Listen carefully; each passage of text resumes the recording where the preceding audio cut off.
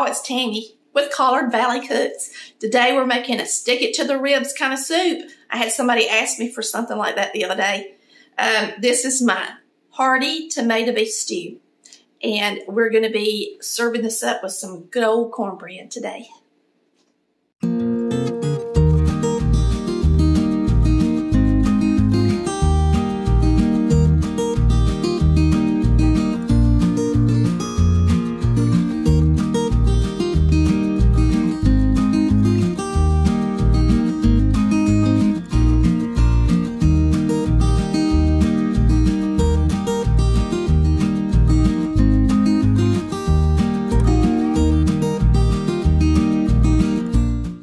Start off browning our meat, and I'm going to chop up an onion while my skillet preheats right quick. This is just a regular onion, and I'm just going to chop it up in kind of big pieces, not real, small pieces.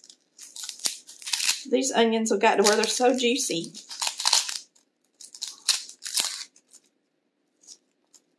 So you can use a Dutch oven for this, or your crock pot, but you need to brown your meat in whatever you want to brown it in first, okay? I'm going to use a brazier, and that way I can cook it in the brazier as well, and I don't have to transfer and cook it in something different. But now this will stick a little bit, so you got to make sure to cook it on low, or use a brazier that's non-stick, or the crock pot even is a good thing to use. So we're just going to chop this up into nice pieces for a tomato stew.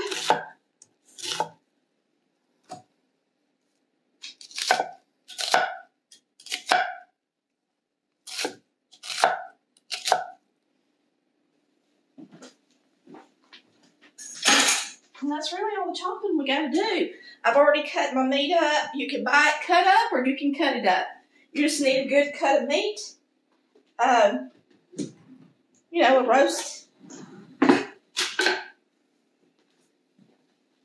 And this is getting good and warm. So we're going to toss our beef in some flour. So I'm going to get about a half cup of flour out. This is self-rising flour. You can use plain flour. It doesn't matter. Throw your beef in there. And all we're doing right now is browning it a little bit.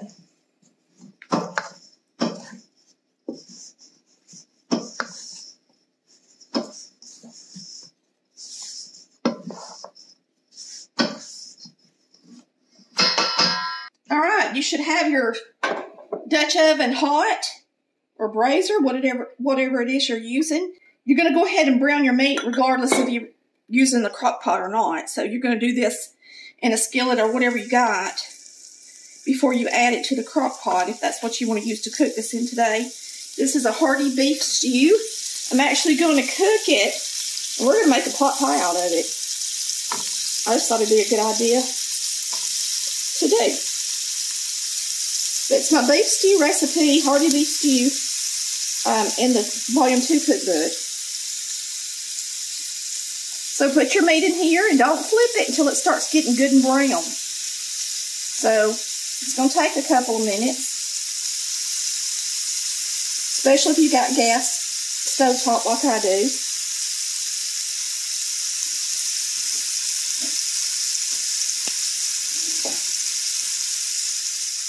So I'm cleaning while that browns. I already have out my ingredients. So go ahead and get your ingredients out first. If you don't, that way you can clean up. If for some reason you don't have them all out, then you've got the time while that browns to get out all your ingredients. So you're going to be using bay leaves, Worcestershire sauce, a Lipton onion soup packet mix, some brown gravy mix, salt, pepper, Weber steak and chop, some tomato paste in a small can, and some diced tomatoes in a 28-ounce can. And, of course, the onion we've already chopped up. So we're going to try to flip it over right quick. And all you're doing is browning the meat.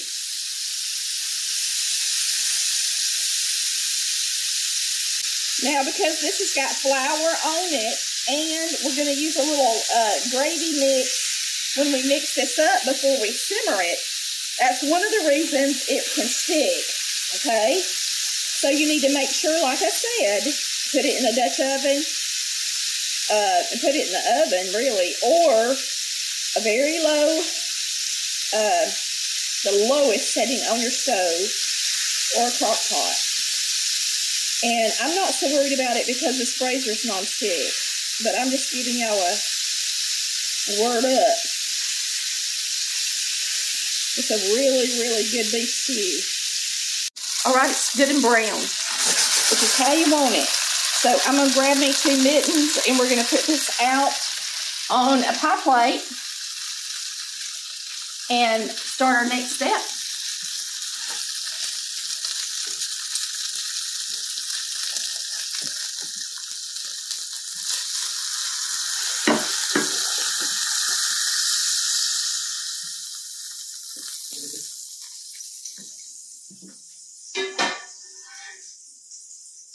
All right, now we're going to add our onion.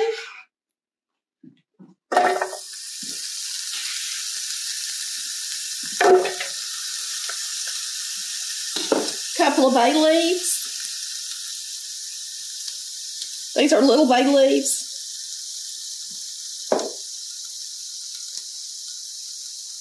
We're going to put in a little bit of juice from these diced tomatoes.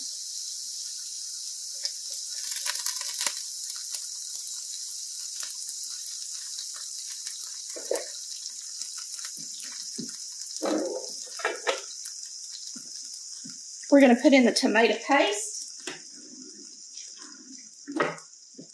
It's a 7-ounce can, I believe. No, a 6-ounce can. Tomato paste. I guess I could have browned my onion a little bit, but it's going to be a stew, so it's going to be cooking in here all day anyway. So that don't really matter. I'm just going to put everything in it, y'all. Be done with it. Tomatoes.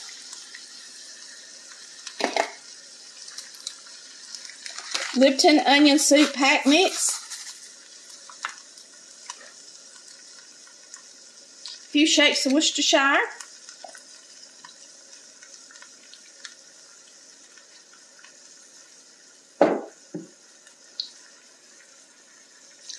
Cup of water. Couple of teaspoons of steak and chop.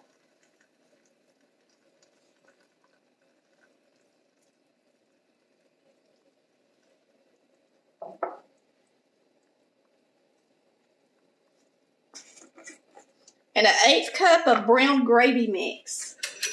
That's not a lot. If you don't have an 1/8 cup scoop, it's about 3 tablespoons.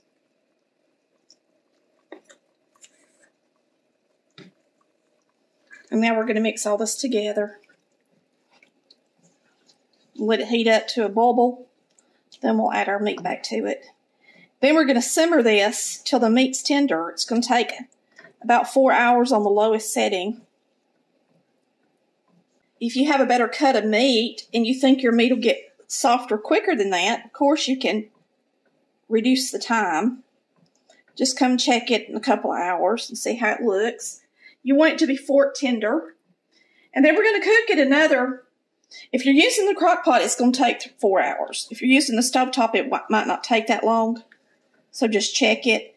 And then we're going to add all of our vegetables and cook it an additional hour or 2. We didn't even need salt and pepper because we've got all this other stuff that's got salt in it. It's going to be really good, y'all. When this starts to bubbling, we'll go ahead and add our meat to it.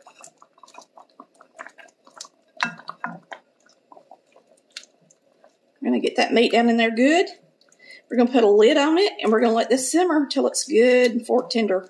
But you can kind of tell that's a thick sauce, almost like a barbecue.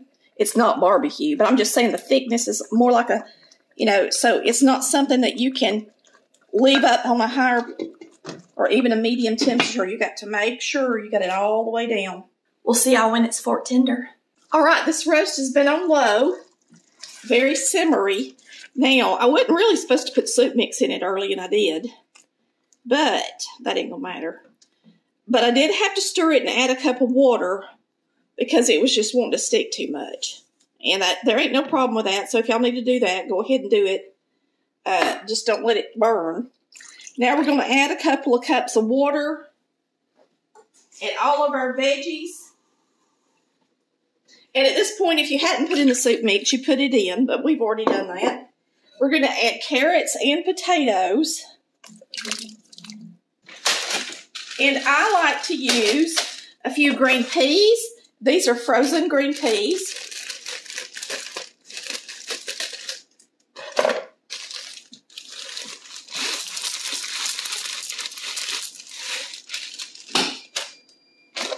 And I love sheephead corn. I don't like yellow corn because it's too sweet, but I like sheephead because it's not sweet, so I like it in my soups and stuff. And we're going to stir this up. And now we can turn up the temperature just a little bit and cook it on a medium. Or you can keep it down on low if you want to, medium low. And we're going to simmer it a couple of hours before we eat our stew. I'm going to make some cornbread to go with it. It's going to be good. Okay. We are going to make just cornbread for two, for me and Chris. So I'm just going to use a cup of cornmeal. Cornmeal has a lot of flour in it. More than normal, I do believe. All right, we're going to use our Crisco and grease our skillet. This is just a small skillet. I believe it's an 8-inch. Might be a 6. I don't really know, to tell you the truth. Just know it's a small skillet. All right, so I greased my skillet. And now all I'm going to do is put in an egg, some buttermilk, enough to make it good and wet. And that's cornbread for you. I'm going to put a little bit of oil in it.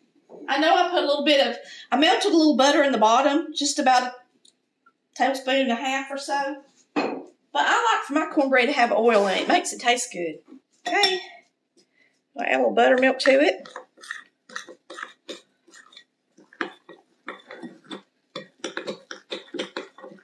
And if you want the recipe, we have a cornbread for two recipe. You can just look it up. But boy, we're going to have some cornbread with supper. I'm going to add a little bit of cornmeal. I about got it too wet. About got it too wet. We're going to put a little cornmeal mix down in the bottom of our skillet. And I've really never seen our cornmeal with this much flour before in my life. I'm not sure what's going on with that. All right, so we're going to put our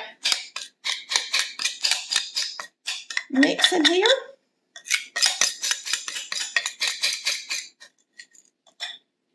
Get it in the oven and cook it till it's nice and toasty. Usually takes about 25 minutes at 425 degrees. And we're going to have it with some delicious stew. Y'all come over here and see the stew.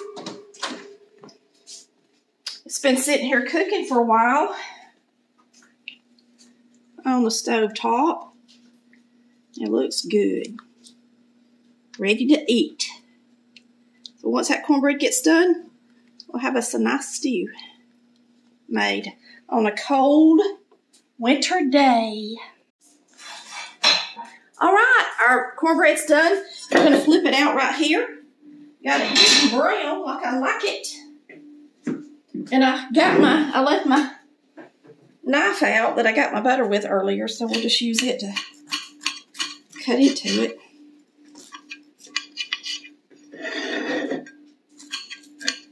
Looks good. Good old white lily cornmeal. All right, so we are going to get us some stew. In order for me to taste it, I'm going to have to put it on a plate because it's really hot.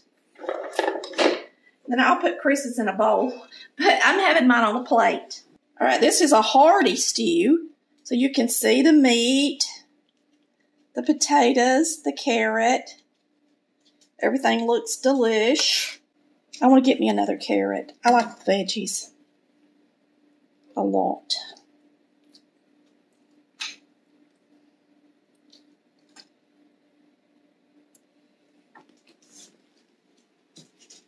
Looks good, don't it? It's Go ahead and dip Chris some so that his will be cooling off too. And he'll be able to eat it. Been waiting all day on this stew. It's a good thing about it. You smell it cooking all day, and boy, you're ready for it when it gets done, aren't you? Give me a little cornbread with it.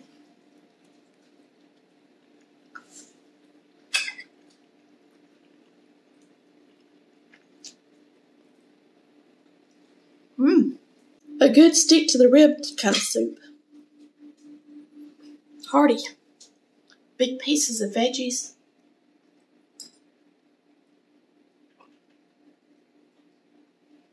Made with love.